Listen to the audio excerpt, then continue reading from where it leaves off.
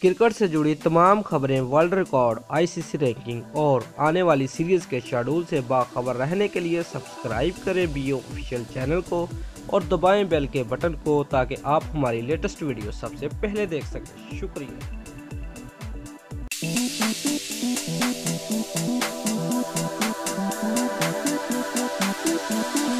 Viewers, Abu Dhabi test की दूसरी innings में मोहम्मद अब्बास ने ऑस्ट्रेलिया के खिलाफ फिर 5 विकेटें हासिल कर लीं। इस तरह मोहम्मद अब्बास 12 साल बाद 10 विकेट लेने वाले पहले पाकिस्तानी बॉलर बन गए हैं।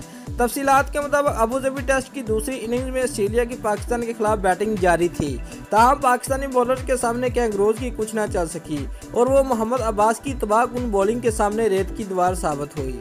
मोहम्मद अब्बास ने दूसरी इनिंग्स में भी ऑस्ट्रेलिया के खिलाफ फिर 5 विकेटें हासिल कर ली। अबूधाबी टेस्ट में मोहम्मद अब्बास ने कुल 10 विकेटें हासिल कर ली। इस तरह मोहम्मद अब्बास 12 साल बाद 10 विकेटें लेने वाले पहले पाकिस्तानी बॉलर बन गए। इससे पहले 2006 में मोहम्मद आसिम ने श्रीलंका के खिलाफ कैनेडी टेस्ट में 11 शिकार किए थे। याद रहे कि पाकिस्तान ने अबूधाबी टेस्ट में ऑस्ट्रेलिया को 373 रन से शिकस्त देकर 2 टेस्ट मैचेस की सीरीज 0-1 से अपने नाम कर ली है। अबूधाबी टेस्ट में चौथे रोज ऑस्ट्रेलिया ने 1 विकेट के नुकसान पर 47 रन से ही अपनी नामुकम्मल इनिंग का आगाज किया, लेकिन मोहम्मद अब्बास ने एक बार फिर शानदार बॉलिंग का मुजाहरा करते हुए ट्रेविस हेड को 36 रन पर कैच आउट करवाया और फिर मिचेल मार्श 5 रन पर एलबीडब्ल्यू आउट करके प्लेन वापस भेजा।